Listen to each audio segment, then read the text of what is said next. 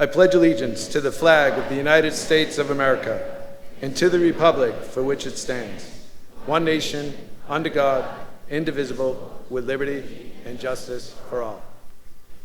Please remain standing for the national anthem sung by Gio Petrella, grade 11 web development student.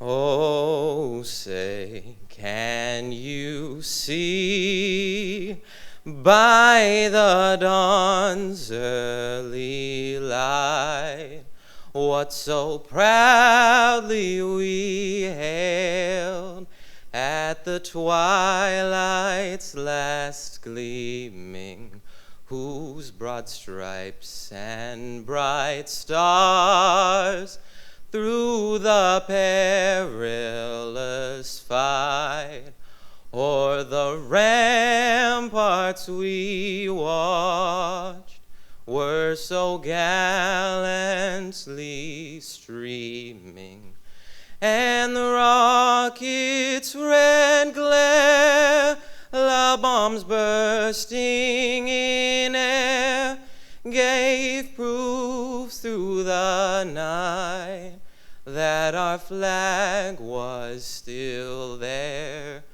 Oh, say, does that star-spangled banner yet wave o'er the land of the free and the home of the brave?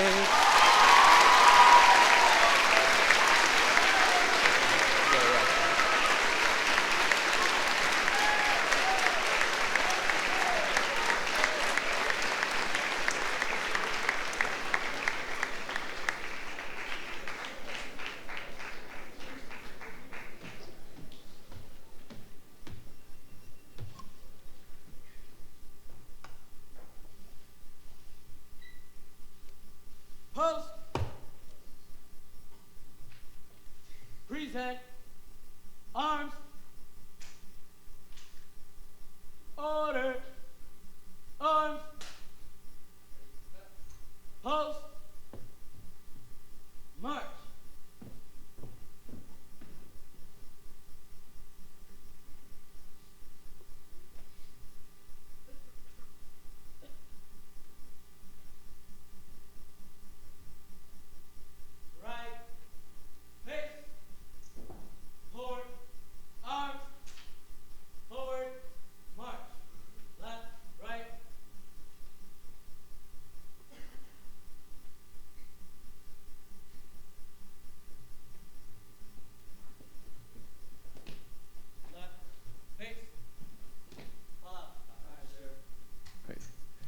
You can have a seat. Thank you. Wow, incredible. Seeing that Black Hawk land up on the field across, unbelievable opportunity. Good morning, I'm Kyle Brenner, proud principal of Worcester Technical High School. On behalf of our staff and students, I want to welcome Superintendent Dr. Melinda Boone, Mayor Joseph Petty, City Manager Edward Augustus, Lieutenant Governor Karen Polito, school committee members, City Council, elected officials, invited guests, veterans, and most importantly, Congressional Medal of Honor recipients, Colonel Gordon R. Roberts and Staff Sergeant Ty M. Carter.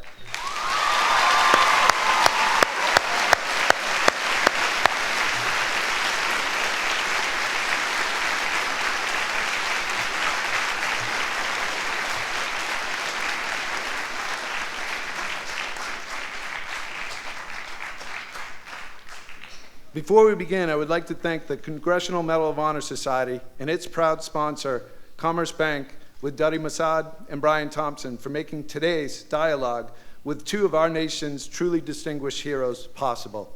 I would also like to thank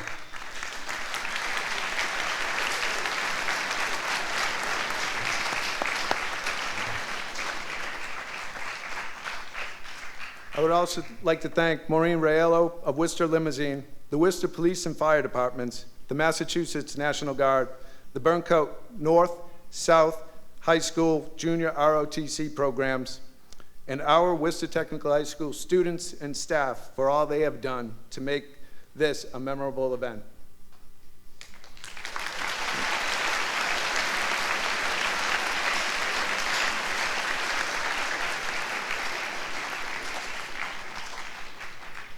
I'll keep it brief, as my words today will pale in comparison to the actions and character of these fine men. I believe I speak for all here today when I say we are truly honored and humbled by your presence. And we thank you and all our servicemen and women, past and present, for keeping America and its ideals safe.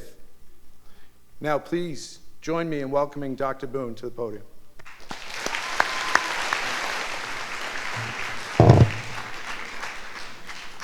Good morning.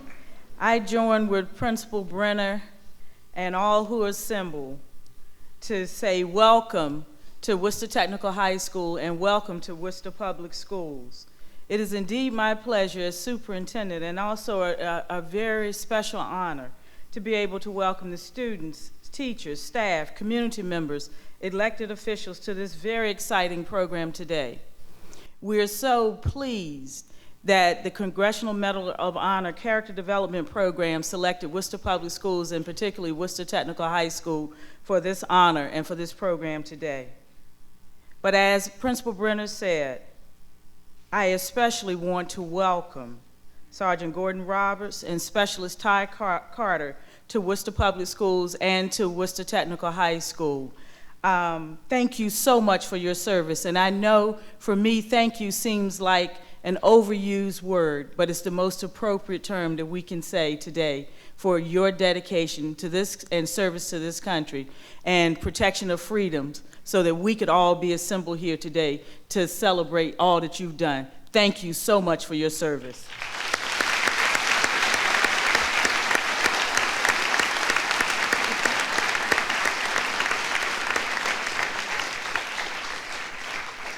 This Congressional Medal of Honor Character Development Program aligns very clearly with the goals that we have within Worcester Public Schools to make sure that our students are strong citizens and are prepared for college and careers.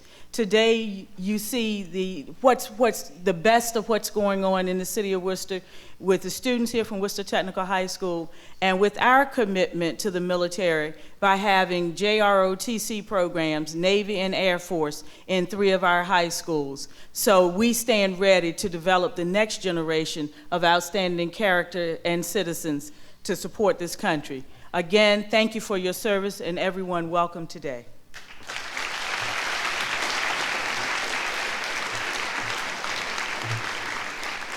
Didn't put my eyeglasses back on. It's my other esteemed privilege and pleasure to be able to introduce the very fine mayor of the city of Worcester and chair of the school committee, Mayor Joseph M. Petty.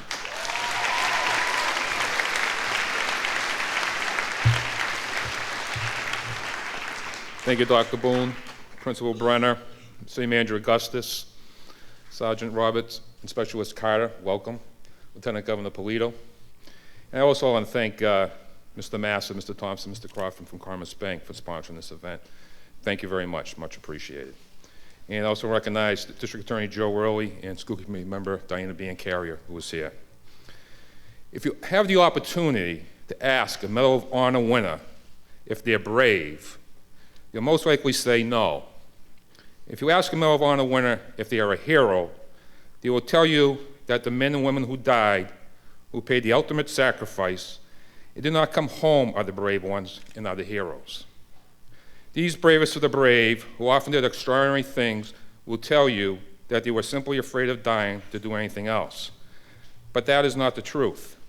They are truly brave in the ways that most of us will never realize. They are ordinary men who did extraordinary things. It is indeed an honor to be here this morning to welcome these 2 American heroes to Worcester.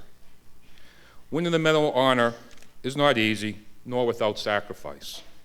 I'm reminded of that sacrifice every day as I look out the windows of the City Council chamber and see the statue of Lieutenant John Powers, United States Marine Corps, who made the ultimate sacrifice during World War II. For his bravery, this son of Worcester, whose family still lives here, was awarded the Medal of Honor. So too was a Jesuit priest from Holy Cross College, the Reverend Joseph O'Callahan, who died comforting the wounded and dying aboard the USS Franklin, which had come under attack in 1945. Worcester also had a third medal honor recipient, John Malowowski, who received the nation's highest honor for his heroic efforts to rescue survivors from the USS Squalus, which sank in 1939. Finally, we must mention Dr. George W. Matthews, who, while operating on wounded men, fought off an attack during the Philippine insurrection in 1899. For these four men remind me of a quote from Admiral Chester Nimitz, who once remarked that uncommon valor was a common virtue. These four men, with four different stories, all exhibited uncommon valor. The only common thread was that they were all hailed from Worcester. Today, are you indeed fortunate? Today, we'll hear from two true heroes, Gordon Roberts, who received the Medal of Honor for his service with the 101st Airborne Division in Vietnam, and Ty M. Carter of the U.S. Army's 61st Cavalry Regiment, who received his medal for service in Afghanistan. Their stories may be different, but their strength of the character is the same. Thank you. I'd like to welcome our city manager, who does a wonderful job, City Manager Ed Augustus.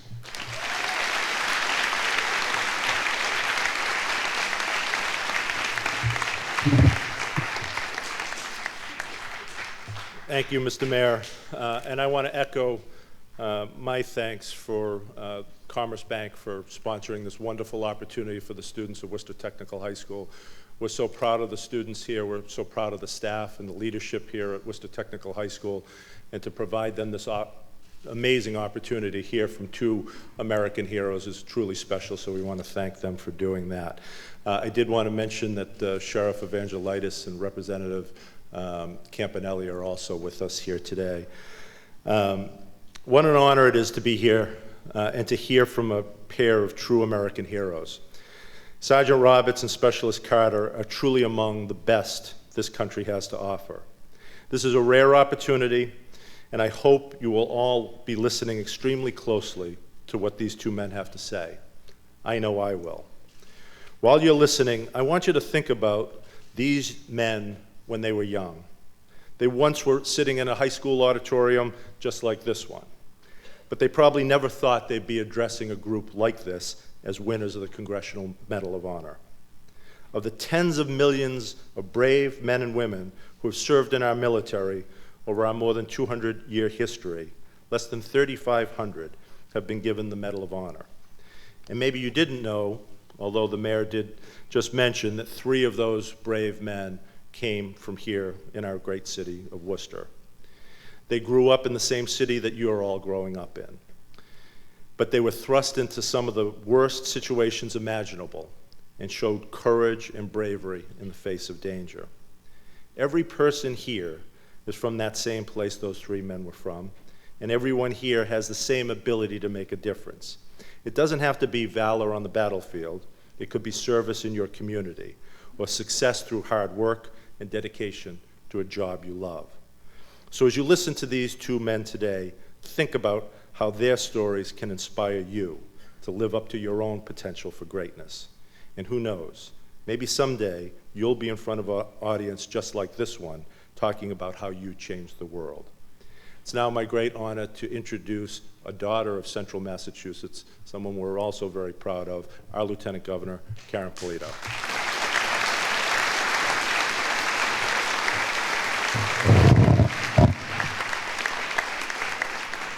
Well, good morning, everyone. How are we today? We're good, right? Well, I just say it's such a pleasure to be here with each and every one of you, with our principal, our superintendent, our mayor, our manager. I want to say thank you to General Rice for accompanying me on the most incredible trip that I had on that Blackhawk to Worcester this morning. I will add that that will be the fastest commute I will ever experience between Worcester and Boston, for sure. So I just want to say, on behalf of the Commonwealth of Massachusetts, it is our distinct pleasure to recognize our Congressional Medal of Honor recipients, Specialist Ty Carter and Sergeant Gordon Roberts. Thank you, and thank your families for all of their support and love and guidance to you to be able to serve our country. But today is a very special day. take a moment and just take this room in, each one of you, as you come to this room with your thoughts and your presence, and you listen to the words and you see with your own eyes these two heroes who are with us today for just a very short period of time. Take it all in. This is a day where we welcome in Massachusetts over 40 Medal of Honor recipients and their families to our State House, and it is the third time that we have hosted this event in our Commonwealth. We are so blessed to be able to do so. And now 2 of these incredible recipients are right here with us. And I'm so proud of this school, Worcester Tech, for preparing for this day, for engaging in this experience, and for choosing to make this opportunity come here today. You will hear from these 2 wonderful individuals about their powerful experiences.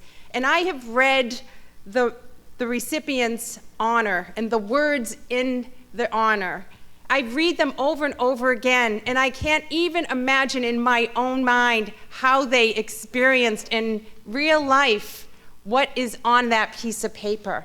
You'll hear from them the words and the description of how they engaged in service to our country, and we are so fortunate to have them share that with us.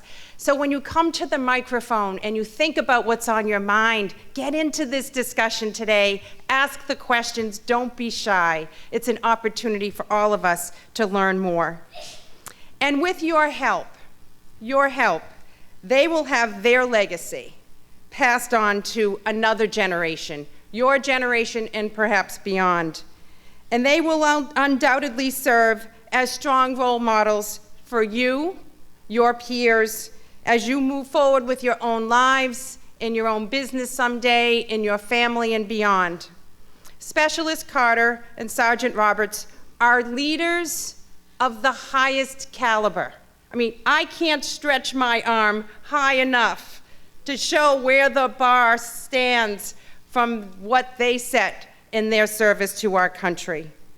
Their recognition from the Congressional Medal of Honor is a product of teamwork, of who they worked with in their military service, of bravery, and of most important, complete unselfishness, selflessness on their part. And it's my hope today that as students, you can leave today thinking about how you can be leaders here at Worcester Tech, at home, in your communities, and ask yourself, how can I lead? What can I take from today? And how can I move forward in my own individual way to make a difference in someone else's life? You are privileged here to have great leaders that you see every day. And you may take them for granted, of course, your principal, your faculty, the staff here, the volunteers, the advisory board that makes decisions for this school. What are we going to do for them today? Help me.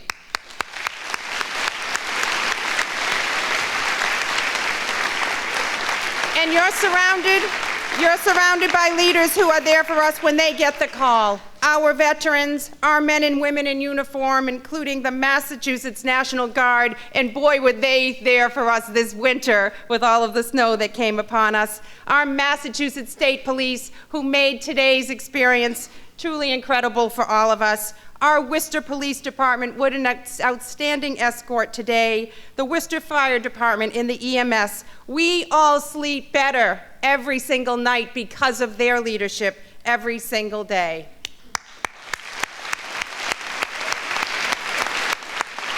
And here we are today with 2 men who answered the call to serve our country. They found the courage and the stamina to rise above it all and act with valor, with courage, and compassion, to do heroic and caring actions, to protect and save the lives of others. It's those actions that were rightfully recognized with our nation's highest military honor, the Congressional Medal of Honor.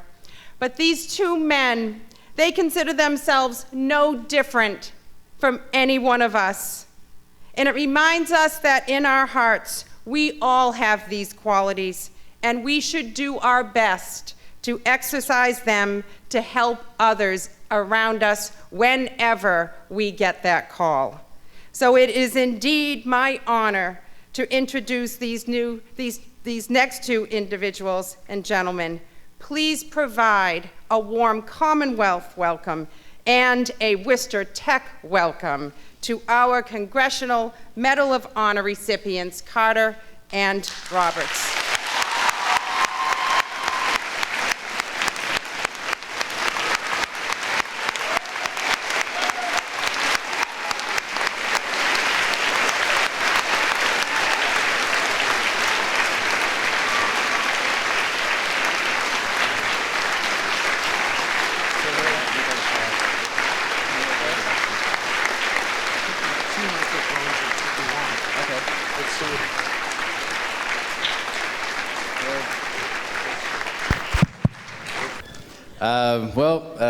I guess I'm going to start out. Who here still think there's a war going on? Raise your hands. Who here also understands that in the next couple of years you're going to have to make a decision? Go to college, get a job, or join the military. Now, if you choose to join the military, this war's been going on for how long? 13, 14 years, doesn't matter. This is your conflict. This is who you are going to be introduced to. Pretty soon, when you hit the age of 18, you have the ability to elect officials into office that will govern whether you or your brothers and sisters are going to go off to combat. Now, I know there's a lot of controversy about the flag, about where it stands or where it flies. I can tell you that the flag is something unique to every individual. A flag is actually a symbol or a representation of who you are or the unit that you represent. Well, the American flag, Old Glory, represents everybody.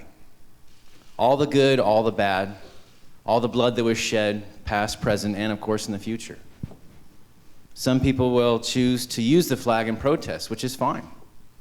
Myself, the sergeant, and everybody else has fought for that right. Now, I don't want to offend anybody, but everybody has the right to be ignorant, which is fine. But that's okay. Now, when I hear of the Star-Spangled Banner, there's a verse in there that actually catches my attention more than anything. The rocket's red glare, the bombs bursting in air, gave proof through the night, that our flag was still there. Now, the firefight that I was involved with, we weren't able to see the flag, the physical flag, the cloth, because we were in such an isolated position. I didn't see the actual fabric floating through the air waving. I felt it, but I saw what the flag truly represents.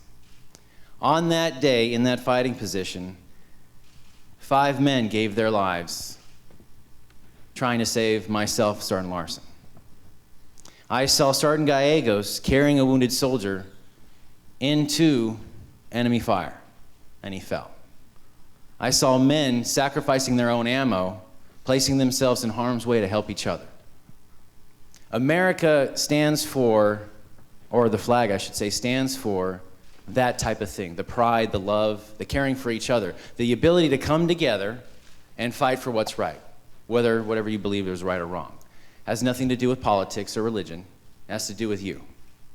What do you believe? What are you choosing to believe? How are you going to share your voice with everybody else? My stepson, he has a very interesting opinion on the difference between what's better, an Xbox 360 or the PlayStation. Can anybody help me out on that one? I'm actually a fan of the PlayStation, but he's going with the Xbox. I'm not advertising it at all, but when people ask me, oh, what weapon did you carry? Well, in Afghanistan, that first deployment, I carried an M14 with Bushnell stock Leupold scope. For a lot of you, don't know what that is, but if you look on the cover of Call of Duty Modern Warfare, that rifle he was holding, yeah. That was awesome. And then what else did I carry? I had 2 grenades, frag grenades on my chest, and I had my binos in the back. Now the stuff on the video game though, that's a little different. You carry like a bazooka and everything and machine gun and no. That's way too heavy. No, I usually had my M4 or my M14, and I had my backpack with a rappel rope, my spotting scope, and of course my binoculars. And of course a lot of water. Now the thing you also need to know about is that instead of a video game, if somebody goes down, there's no respawn. Some people don't know that. They're like, oh, medic, okay, patch me up. Just reattach this and we're good to go. I'm gonna go fight some more. No. Like in high school, like in grade school, every choice you make prepares you for the next set of choices. Every right choice and every wrong choice. It makes you who you are. Soon your choice will be to college, work, or the military. You can serve in your own way by deploying. You can volunteer your time for homeless shelters, or you can go into politics and speak out for what you believe in. Those are all forms of service. You have that ability now, and you'll have an even greater power when you exercise your right to vote. So other than, talking about video games, which, right now my 16-year-old son, I don't play against him anymore because he talks a lot of smack, and I'm traveling a lot, so I'm not used to it, so he pretty much spanks me every time. But he still asks me for advice on how to approach a certain situation if he keeps on getting knocked down. And I, oh, did you try flanking? And try this, try that. Okay, lead with grenades and then go in, stuff like that. Stuff that I've learned from actual military training. And yes, a lot of the stuff you see in the command posts, I hear that a lot. Wow, this looks just like Call of Duty. So yes, it does. The night vision, all that kind of stuff. But what I'm trying to say is that you have the choices right now that will shape the future of America. I was sitting in your seats trying to find those same choices back in '98. I was 18. Oh my gosh, is that like the 19th century? Gosh, what's going on? That was 100 years ago. No, that was only about, 15 years ago. But I had to sit there and I had to decide what I was going to do with my life. And I joined the Marine Corps, not because I was like, oorah, let's go Marine Corps. It's because, man, another 4 years of English? No, thank you. But like I said, it's the choices that you will make right now that will shape the future. And so I'm going to hand it off to the sergeant.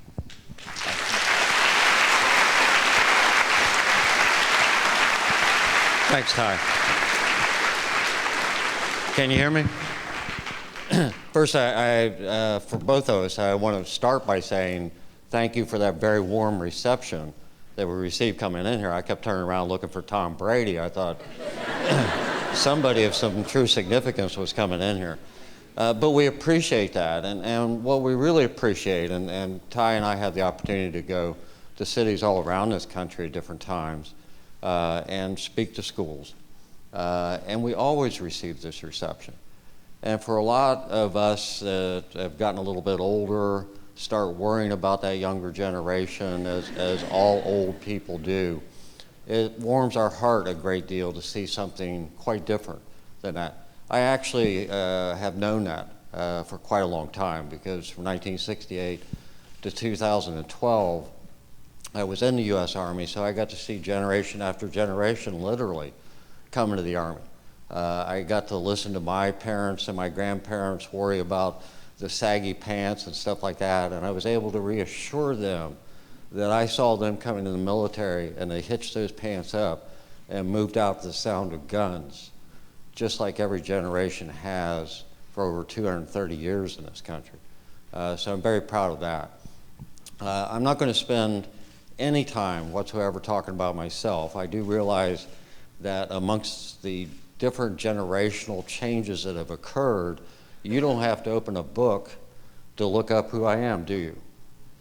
You just pull out your iPhone or your iPad and you just punch it right in there.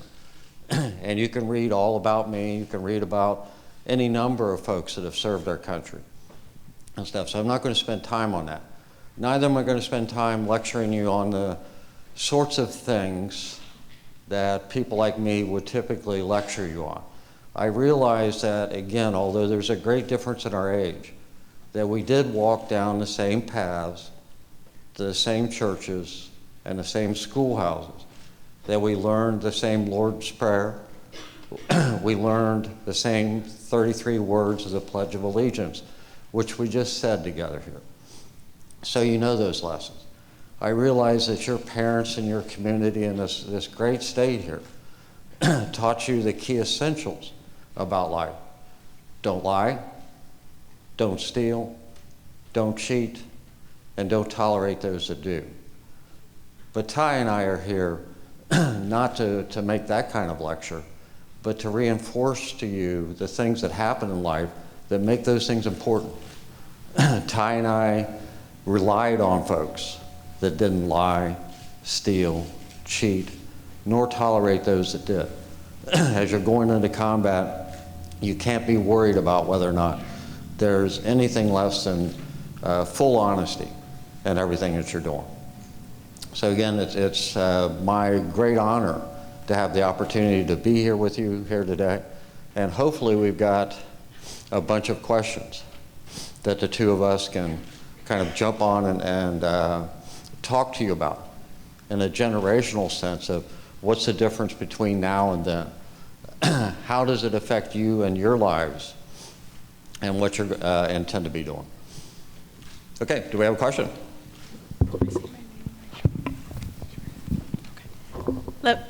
Love T. Green, early childhood education. My question is, what career path or paths did you take after leaving the military? After leaving the military? I left the military twice, so. He couldn't make up his mind. 4 years in the Corps and then in the Army. After the Marine Corps, because there was a kind of a gap on the understanding, this was back in 2002, right when the war started. I had a very difficult time finding and holding a job. So for 5 years I hopscotched the country, and finally I joined the Army because that was the only way I could afford to pay child support for my daughter, make sure she had medical care. So it wasn't really a choice of a career, it was kind of like more of a calling. I knew what I was good at, so I went back in the Army. And now that I'm out again, this is actually what I do. I speak to individuals like yourselves, try to educate and motivate on what combat stress is, what leadership is, and being truthful and trustful to each other. Mine's easy. I joined the Army in 1968, as I said, and I retired in 2012, so I didn't really have to make up my mind about what I wanted to do next. I'm retired in 2012, and that is by far, and I realize this is a long way away from all of you, that's the best job I ever had.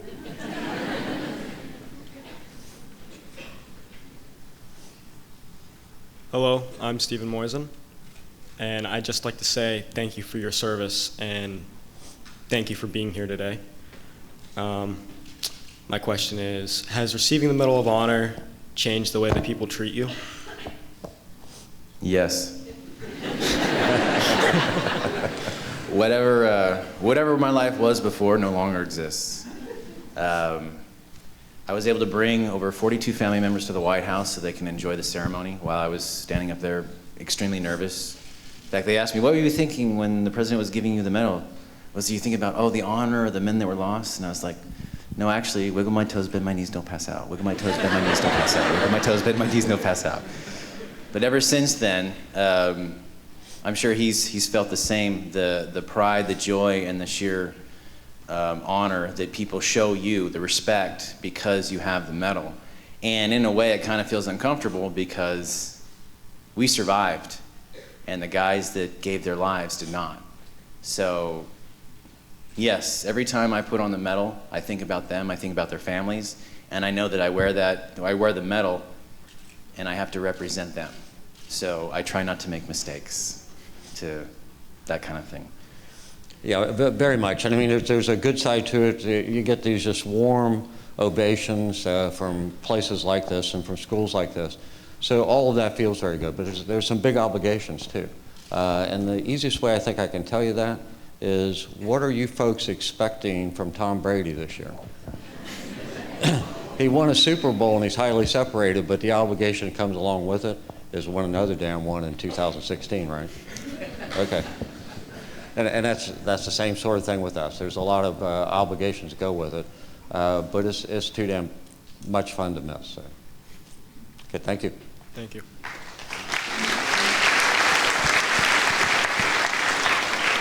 Hi, my name's Andressa. Once again, welcome to Worcester Tech. And me and my classmates had a question is, have you received any other awards besides the Medal of Honor? And where do you keep your awards?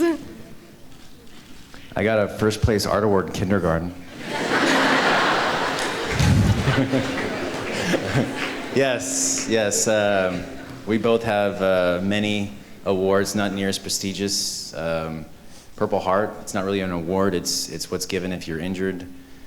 Army commendations, Marine Corps commendations. Yeah, I'm pretty proud of my art award in kindergarten. Yeah, it's the same sort of thing. I've got a couple Silver Stars and a number of air medals and other things. But probably the most important one to me is just the National Defense Medal, and you'll see that on virtually every single soldier that's ever served. It signifies that they served their country. When I was a young paratrooper, just got out of jump school down in Fort Benning, I had my National Defense ribbon, my jump wings, my brand new Cochrane boots, and I saw myself in a storefront down there in Columbus, Georgia, and I don't think I've ever had a moment in which I felt more proud. You know, just the fact that I had our uniform on. The medals really doesn't mean a lot. All of mine that have been accumulated over the years, I typically have taken those home. My young daughter used to play with them a lot, so they're in a toy box someplace, I'm sure, so I'll dig them out one of these days. Thanks. Thank you.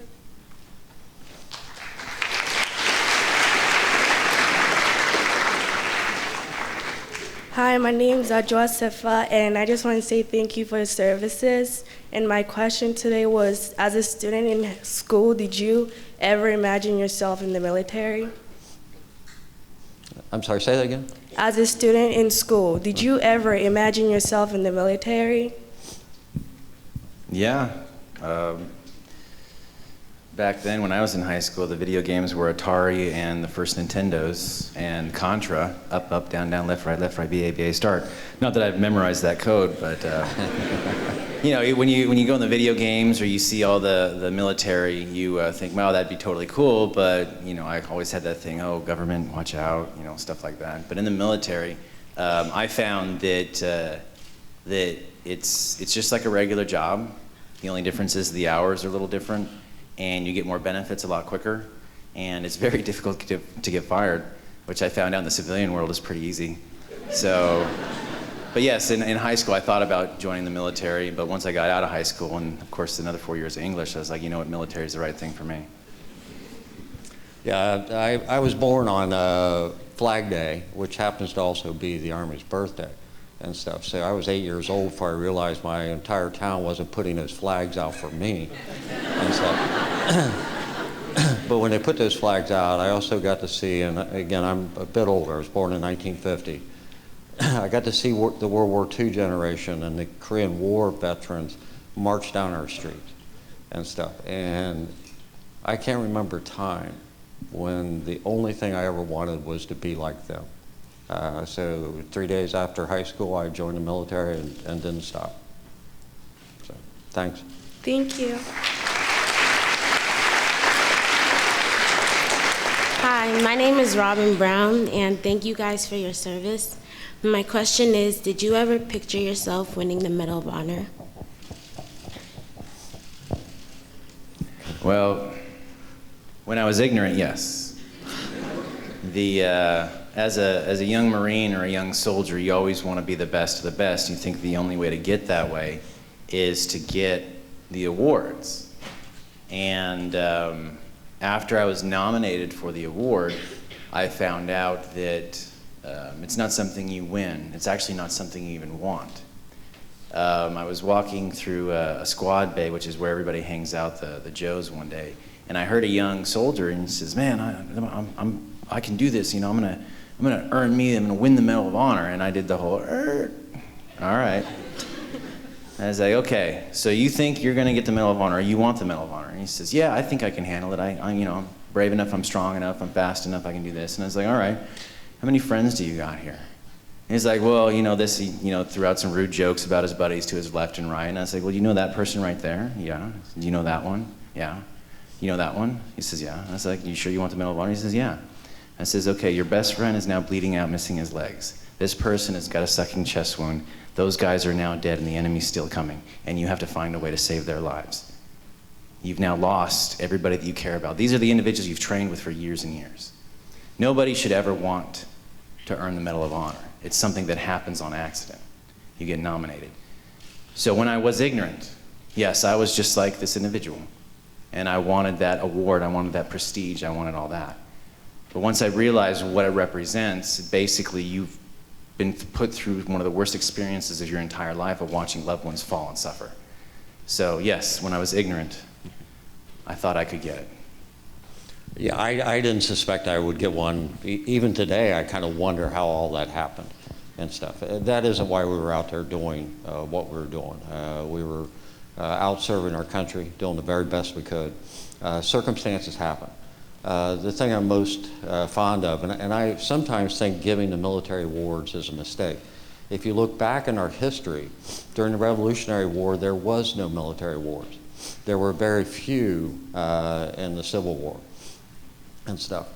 People simply served, and it was good enough to get a pat on their back, recognition and a report of some sort of their bravery and things like that and stuff.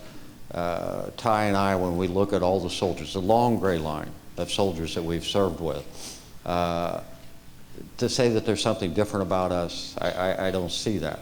And it's easy for me to point out to you how that is.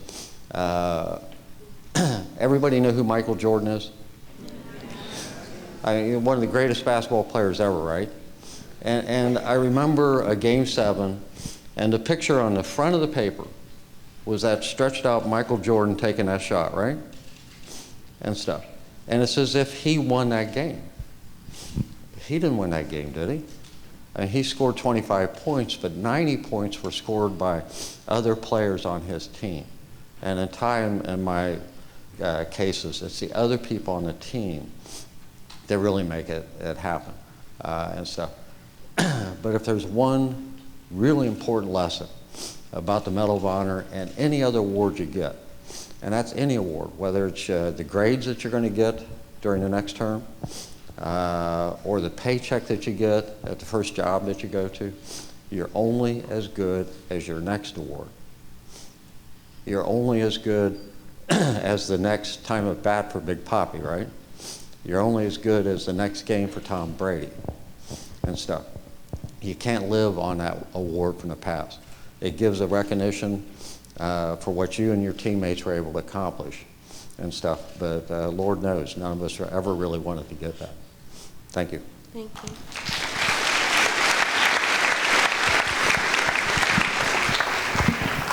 Hi, my name is Skyla, and thank you for your services. My question is, what was the most difficult time in the military service in the time of wars? You can go first this time. Oh, no, you're going to blow your nose. Say the question again, because I wasn't paying attention. Sorry. Go ahead. What was the most difficult time of military service in the time of war? Most difficult time of military service.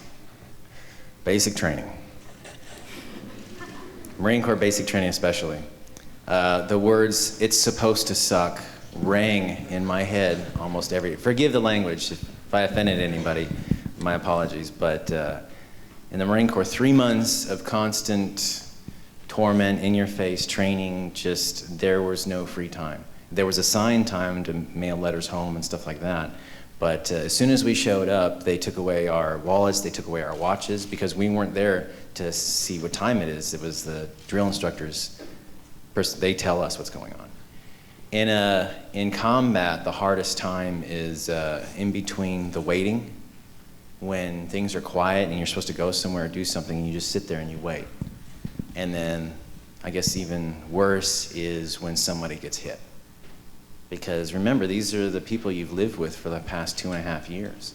You know them very well. I could say you know their smell pretty much, because that's pretty much what you smell while you're on deployment. But these are your family. And when somebody gets hit, whether they go down or just injured, that's the hard times, because you're always wondering and waiting. Are they going to be okay? Did they make it home? Stuff like that. For me, it's about every single hour, every single day, every single week, and every single year I wasn't there to help my daughter with her homework after school, or to be there with my wife when, you know, the plumbing broke or something like that. So it's a horrible price, not just for the soldiers that are deployed, but for the families to have to go through that. And to put on top of it, always that fear that someone's going to come knocking on the door and stuff. So just being away from them. And for all of you here, and I know that many of you probably know someone that's in the service, and I would encourage that you reach out to their families. Let them know that you're there, that the community really does stand behind them. Thank you. Thank you.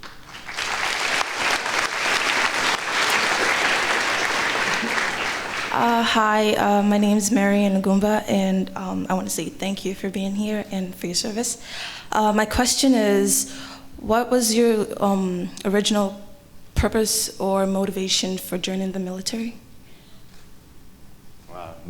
Like I said, I didn't want to do 4 years of college. That was the first time. The second time I needed to take care of my daughter. I couldn't afford child support or medical benefits, and I was getting fired or laid off all the time because the economy was so bad. And plus, I felt a purpose in serving. Yeah, same thing. I mean, I just wanted to join the military first to serve my country.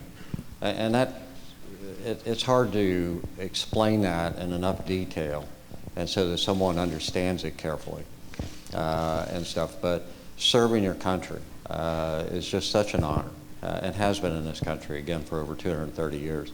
But I came from a generation of folks, none of which had gone to college.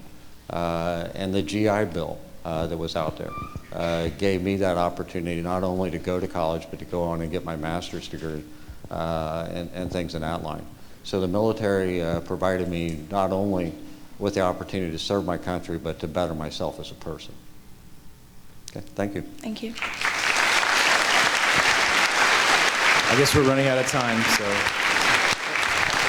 Thank you. They've got a helicopter to catch, so thank you, Colonel Roberts. Thank you, Sergeant Carter. So, Thank you. Some great questions. We had a lot more, and we truly enjoyed the opportunity to speak with you this morning. I would now like to invite Senior Machine Tech student Michael O. to the stage to present you with a token of our appreciation.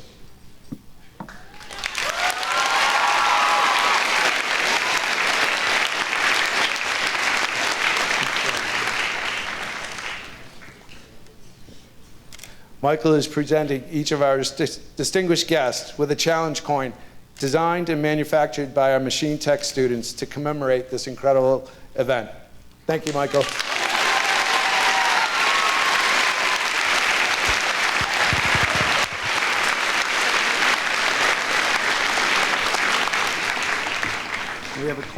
We have a coin for each one of our guests.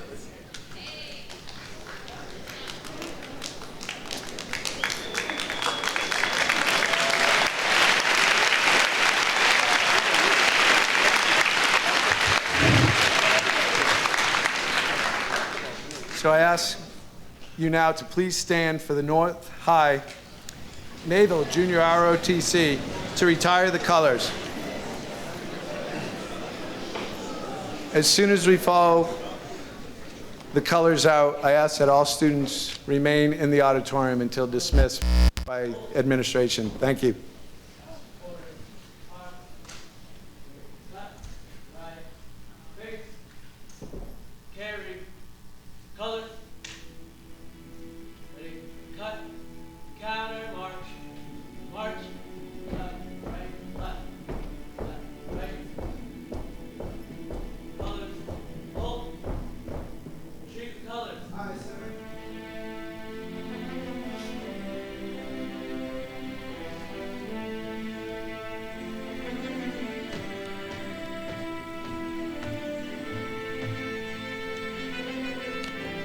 Carry, colors.